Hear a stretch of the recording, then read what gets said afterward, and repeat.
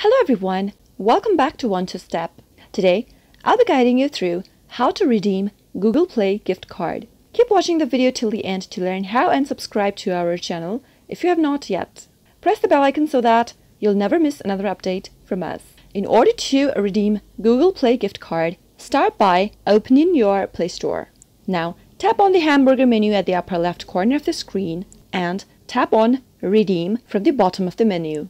On the next page, enter your gift card code under Enter Code text field. You'll see a confirmation that the gift card redemption was successful after you tap on the Redeem button at the bottom. Some gift cards include promotions which gives you extra reward when you redeem the gift card. These rewards can include pieces of digital content like a movie or book rental or in-app item. You can get reward when you redeem your gift card or promo code. That is how you can redeem Google Play gift card easily and quickly. I hope the tutorial was helpful to you. If it was, go ahead and give it a thumbs up. Comment down below in the comment box if you have a question or a feedback for us. I'll be back soon with more tutorial episodes again. Goodbye till then.